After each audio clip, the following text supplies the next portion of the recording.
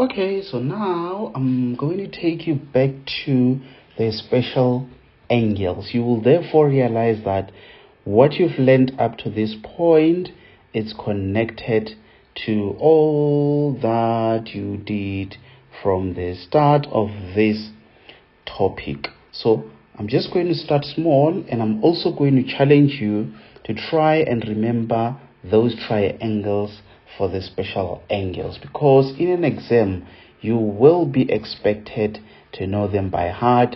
They will not be given to you as part of the formula sheet. So that means you must at all the times know the special angles. Suppose you are given sine of 60 degrees. So the statement will therefore say, use the special angle diagrams to calculate the following. And then you will be given that sine 60 degrees.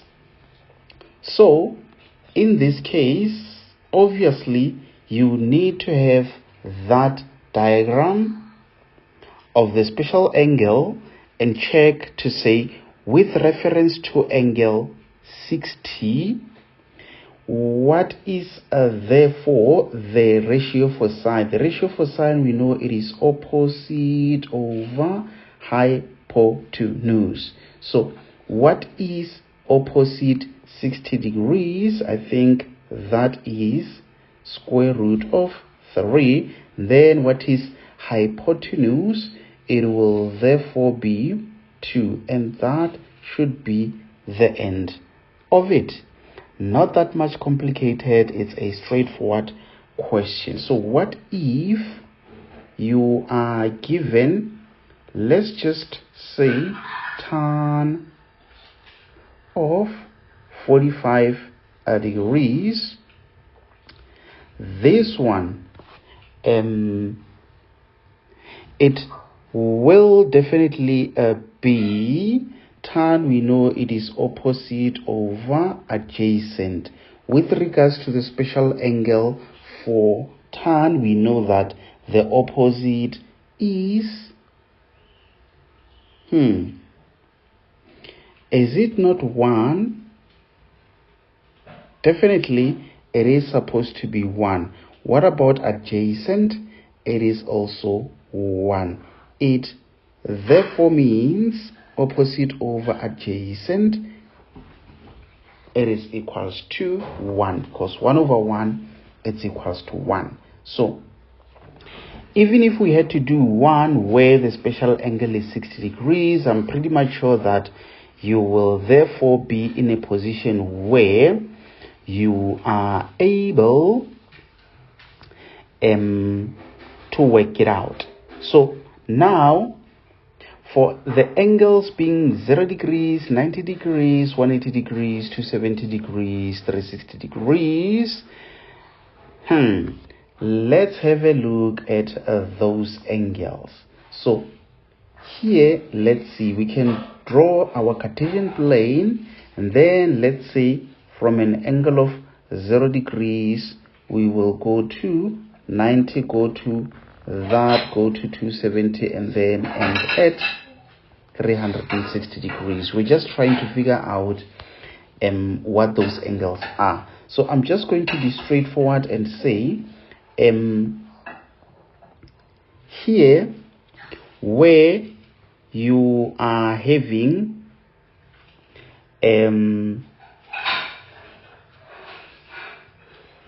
your angle being 90 degrees, they say that point there, the coordinates of that point there, we are going to be having 0 and 2. And then at that point there, where the angle is 180 degrees, that's where we are having that point there. So for this purpose, they are referring it to as point G. I'm actually working it in the opposite direction, but that means B is on the other side. Then we are having -2 and 0 there, and then that point there. So it's like I'm actually drawing this where it's 270, the angle is 270. I'm actually redrawing this straight from the textbook. This is something that you might be using in case if the angle is given to you, for example, as maybe 90, 180, 270, and 360. Sometimes even 0. So that point there, it is point E where we are having 2 and 0. So I think it is straightforward, which is that point. So that means the coordinates, it is just 2, 2, 2. It depends on the quadrant where that lies. You can see the one that lies along the x-axis on the left hand side, it will definitely be negative 2. On the other side will be positive 2. Then the ones along the vertical line, the upper side will be positive 2, and then the lower side will be negative 2. So now with regards to those other angles, they started with this one and say from that angle maybe going there's like they are saying from angle 0 going to that line there, that one it is angle 60, and then they did another one there saying from there to there, that one it is the one for 45, and lastly they did the one for 30 degrees. These ones you know about them because these are those what is it, the 30, 45 and 60 degree special angles. So this would be that right angled triangle for the 30 degrees, and this would be that one for 45. This one would be that one for 60. So I just don't want to confuse you that much with regards to those ones. So let's say maybe you are given what, let me just think of an example. Let's say we are given cos of 90 degrees. So cos of 90 degrees, how would we therefore work it out? We know that cos it is actually x over r.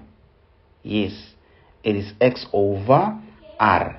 So now the question that we are having is to say what will be the x value there. The x value where the angle is 90, we therefore focus on point A. The x value is 0. So that means with the x value being what is it, being 0, whatever the r value that we are having, of which that r value it is 2. Why am I saying it is 2? Remember, r, it is the radius. So if we already have that distance there being 2, because obviously for the special angle we have that angle being 30 there, and you know what that side is, you know what that side is. So that means if this is 2, that means even that it should be 2, that it should be 2, that it should be 2. So that is why even that point there it is 2, that one it is 2, that one it is 2. It is the radius along that circle where we are taking into consideration the special angles of 30 degrees, the one for 45 degrees, and that other one for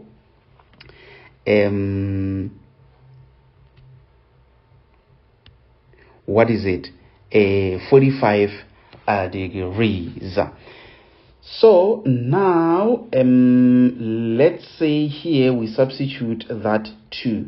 What will the answer be? I think if you say 0 and you divide it by 2, it will definitely be 0. So that's why when you say cos 90 degrees, it gives you 0.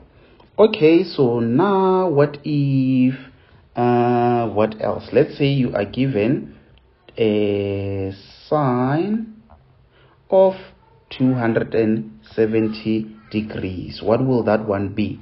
So again, we look at what the ratio for sine is. The ratio for sine is sino opposite over r. So what is opposite there? When, let's see, just hold on. Opposite obviously being what? Opposite being y. Oh yes. Now I've just remembered that we will therefore have to write it as x, y, and r, not o, because it even looks like I'm saying 0 there. So what is opposite?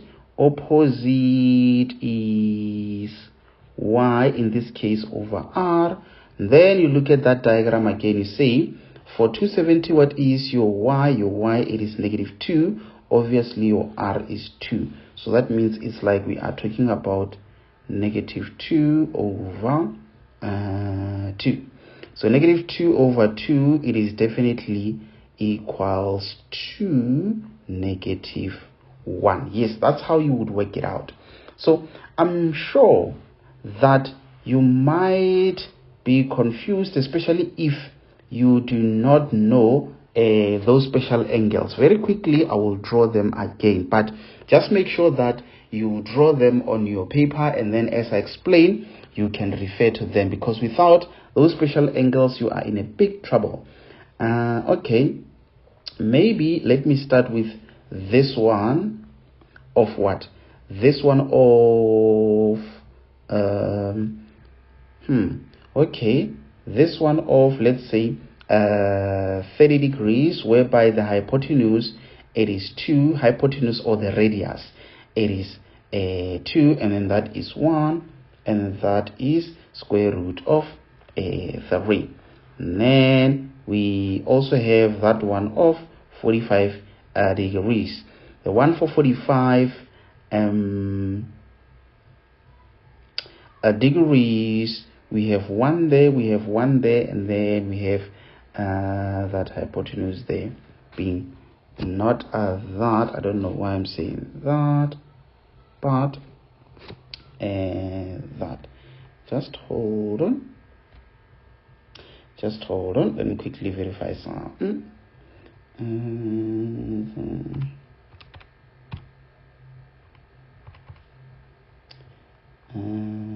Let's see.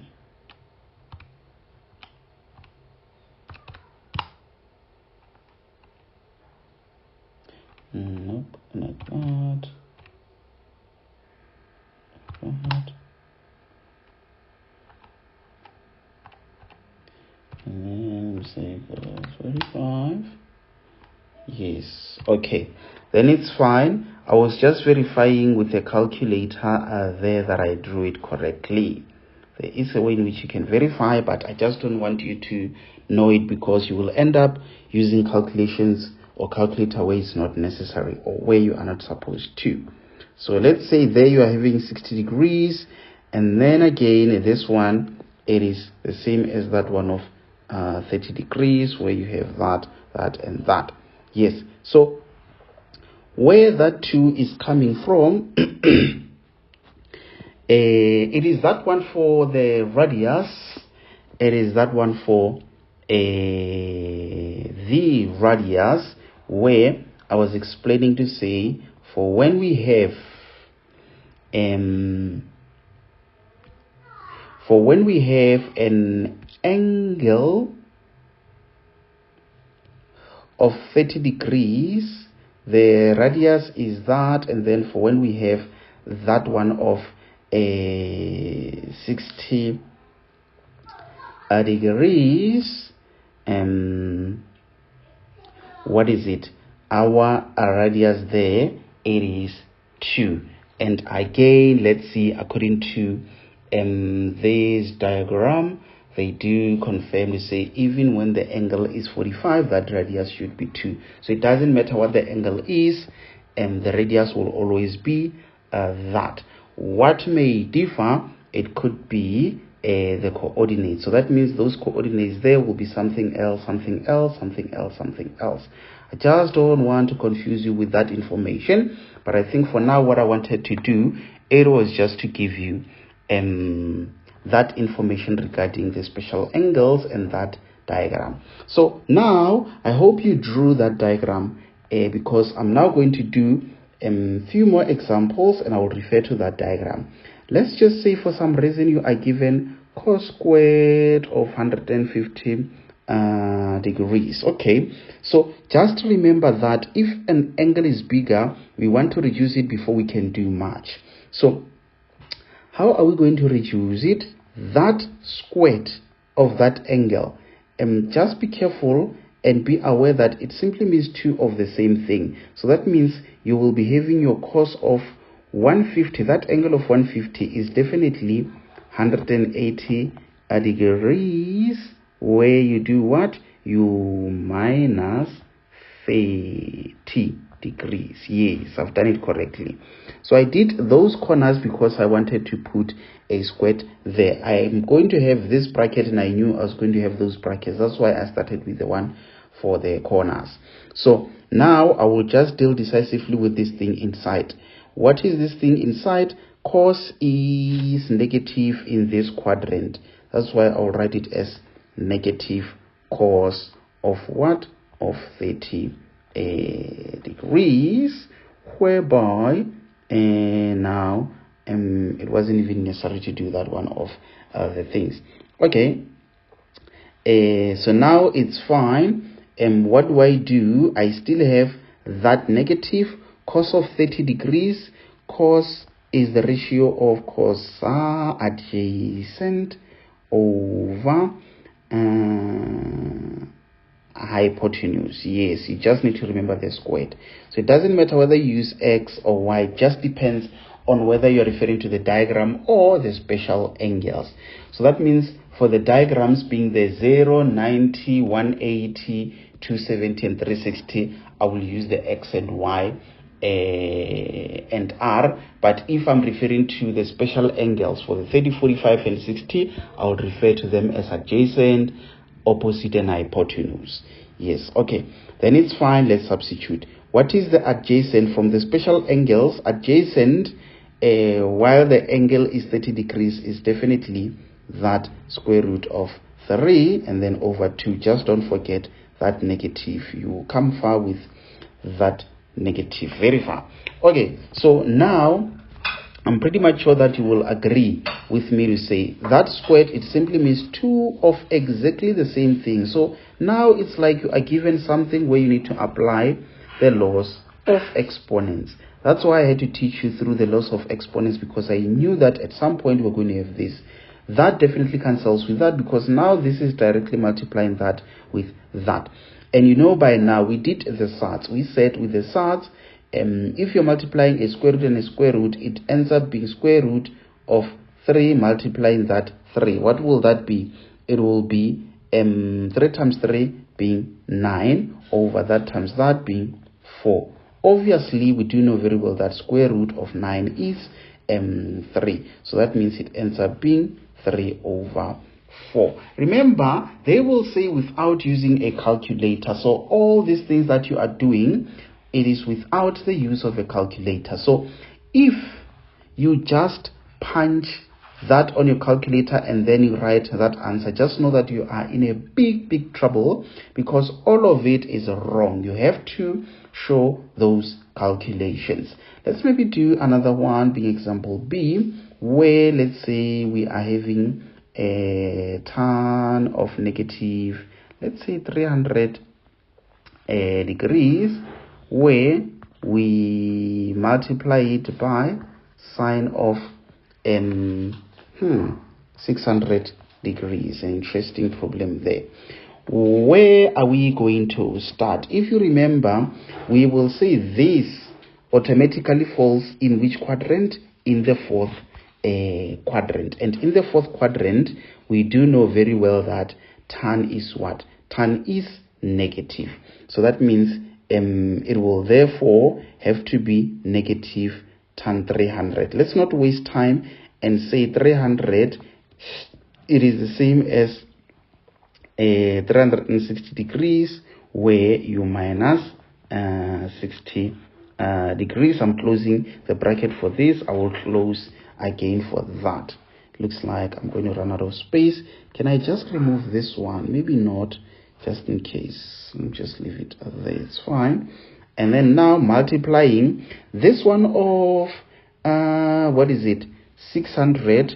I'm not sure if you remember, but we said we can just rewrite it as what? I think this one. It will end up being, you can say 300, you minus it by 360. If you get a value which is less than 360, then that's when you say it is the same as 240 plus that k times 360. So the k refers to how many 360s? Just one. So I hope you now remember to say this will therefore fall away on the next step. Where now you can see this thing, it falls in which quadrant? It falls in quadrant 4. And in the fourth quadrant, tan is negative. So that means you have this negative that you had, and then you still have this one of negative tan 60 degrees multiplied by, now since this one falls away, you have sine of 240. But let's just take a shortcut, then say 240 is the same as what? 180 degrees.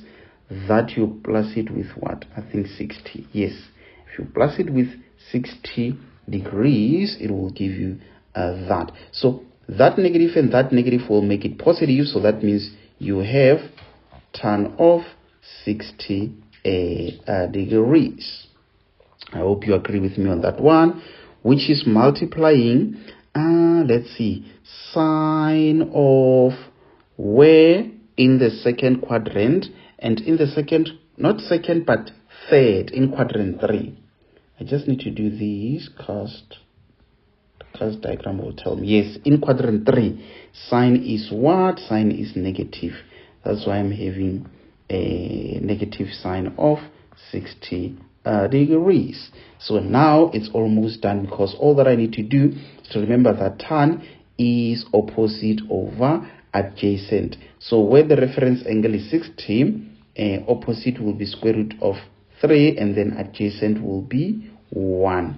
And then where angle is 60, see, no, opposite over hypotenuse. Remember this negative, the opposite will be square root of 3 over see, no, opposite over see, no, hypotenuse. Yes, then that will be that. It looks like I'm running out of space there. Let me see if I can zoom in and squeeze in that. It looks like we still have square root of 3 multiplying square root of 3, where 3 times 3 is 9, then square root of 9 is 3. But remember, you still have that negative there. That's why you will have to put it there, and then this one multiplying with that 2, it becomes a 2. So it's like you end up having negative 3 over 2, and you leave it there. So that would be the end of it. I'm just curious to know if I'm having space. Then just use that space there. So you will realize that it doesn't matter whether you are given a problem being a fraction or not. Whichever way it is given to you, you can just work it out applying the same knowledge. I don't know why, but it is now difficult for me to write. I think my phone is hot. Let's say negative.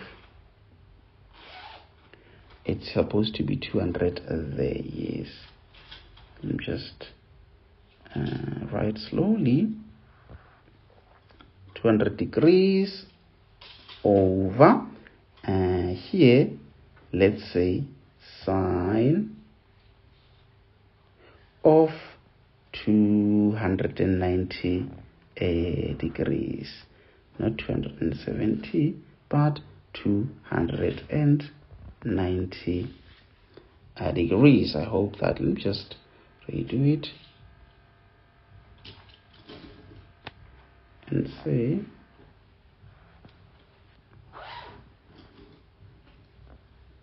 yes, 290 degrees. This is what I wanted to do. So without me having to work it out, I will just explain to you in terms of what your first step is. Obviously, cos 200, it falls in which quadrant? For it to be that negative, it means it falls in the fourth quadrant. Remember, it is a negative angle. We said we always assume it to fall in the fourth quadrant. In the fourth quadrant, it means cos is positive. Then it means you have cos 200 over 290 in the third quadrant, fourth quadrant. Then it's sine of 360 minus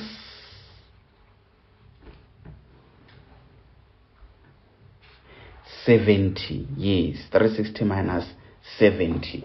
Okay, then it means you have cos 200 at the top, which you can rewrite as, let's see if it will allow me to write cos of 180 degrees.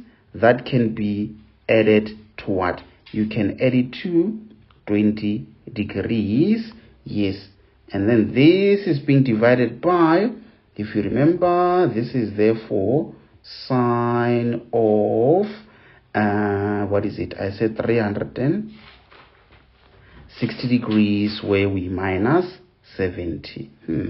Things are now interesting. We have 20 and we have 70 there.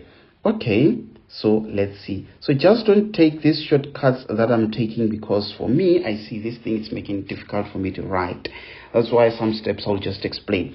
But most importantly, you will realize that cos 180 plus falls in which quadrant? Cos 180 plus falls in quadrant number 3. And in that quadrant, cos is negative. So that means you will have that negative cos 20. And then sine into 360 minus quadrant 4. And in quadrant 4, sine is negative. That's why I'm writing that negative, there. Already that negative cancels with that. And then now you can easily say I'm having cos of 20 degrees. So what you can do, it is to change this sign and just write it as sine of 90 degrees, where you minus 70. Remember, we manipulated some things. We still manipulate this one. How are you going to know that it is time to manipulate? Always when you have different angles, check if you can take this angle, maybe not that one. If you can take this angle and plus it with that one, and they give you something like 90, then you know that it is time to manipulate. Whereby you will say 90 minus that, just so that the angles are the same. You will see as I work it out. So at the top, you still have that cos of 20 degrees. What did we say about 90 minus?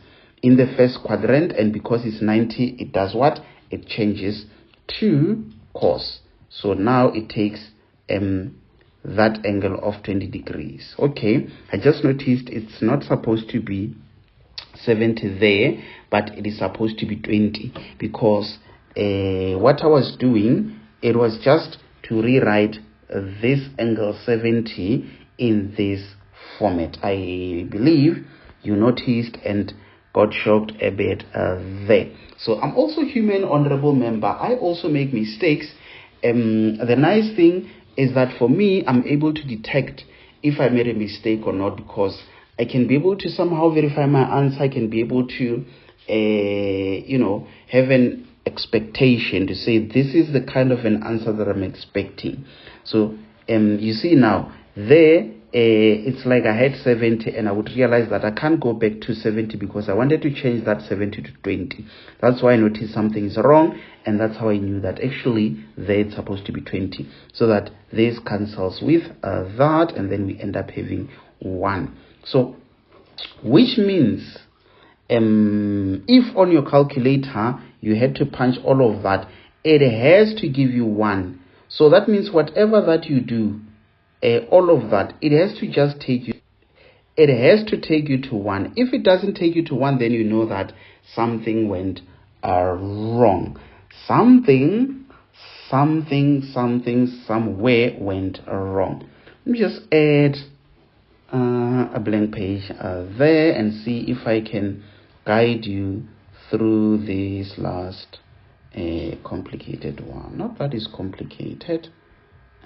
This thing is what might not be able to write it nicely, but let's see. Let's say we are having cos of 180 degrees, that is being multiplied by, let's say, sine of 225 degrees, that is being multiplied by, let's say, cos of 180 degrees, whole of that, maybe let's divide it by sine of 170 degrees, that is being multiplied by tan of 135 degrees. Okay, it looks like it was jamming, maybe because there was too much information on that page. Okay, monitor that. Okay, so what can we do? I think cos of 180 degrees, this is where we can refer to that diagram. We just need to remember that cos, it is the ratio of adjacent over cosine hypotenuse. But because it is the angle of 180 degrees, I will need to refer to that diagram. You remember that diagram? Then I will no longer have to say adjacent over hypotenuse, but I will need to say cosine sx over r. And for 180, we did notice that x, it is -2. What is r? Our r is 2. Okay, this is being multiplied by sine of 225. Sine of 225, I think this one, it should be, let's see, 180 degrees. Yes, I think 180 degrees, that we need to plus it by what? By 45. Yes. See. So now what else are we having? Cos 80. What do we do with cos 80? We just write it as it is, because cos 80 degrees already is reduced. And we are just trying to simplify whatever that can be simplified and then reducing what can be reduced. So those that are already reduced, we just leave them. I think this one, since it falls in quadrant 2, we can just easily say that, and then we just minus it by 10 degrees. That's it. This one of tan 1, 2, 3, which quadrant? I think it goes to the quadrant number 2. Then in quadrant number 2, we can just say 180 degrees. We will minus it by what? Definitely 45 degrees for us to get 135. I think we are getting somewhere. So definitely this first thing will give us -1. Let me just put it inside the brackets because it's a negative. And then this one falls in which quadrant? Quadrant number 3. Whereby in quadrant number 3, sine is what? Sine is negative. That means you have negative sine 45 degrees. This one, you can just write it as it is. I will show you what's going to happen to that one. I'm pretty much sure that you can already see what's going to happen, because now we are having sine of 180 minus second quadrant. Sine is positive, and then it's sine 10. So you see now we have two different angles, two different acute angles.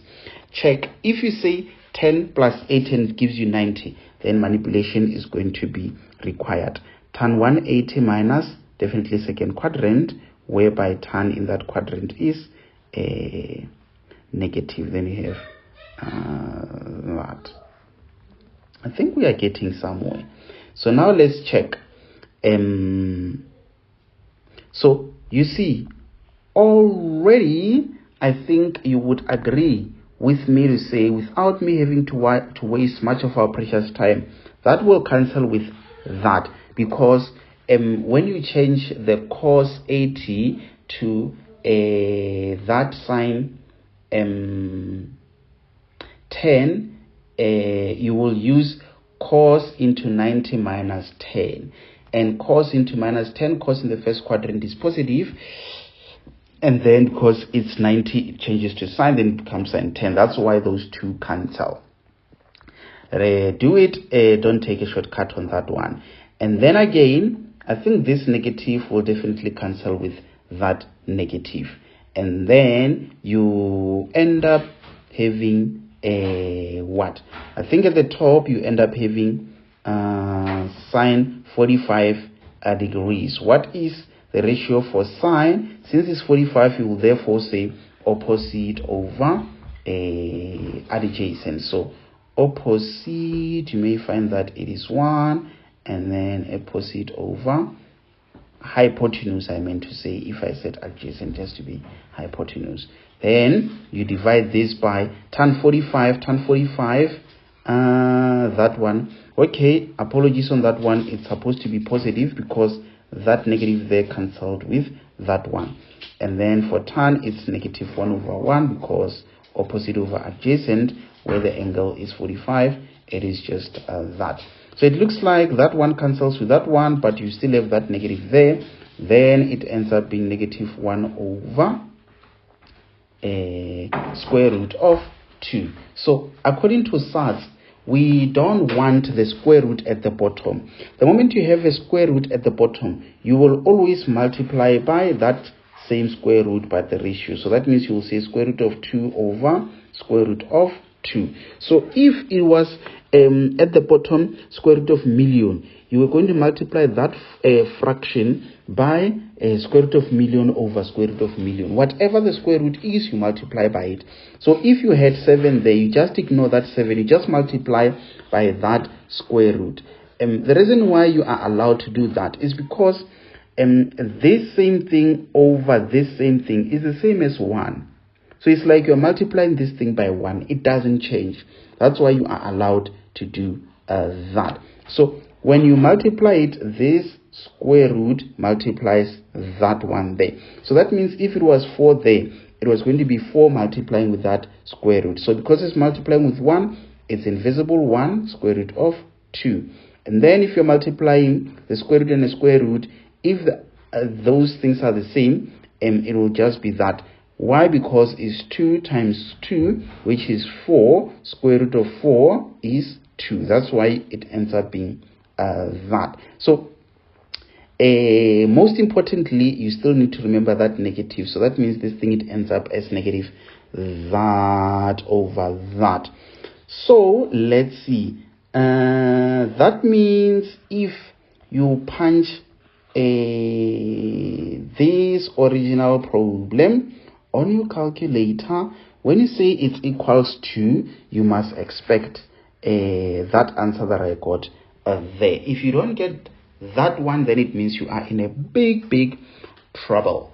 I think I've covered enough, honorable member. I think I've covered enough. So what I can do now, it is to give you some problems to deal with. Yes, I think we are in a position where I can give you some things to deal with. Okay.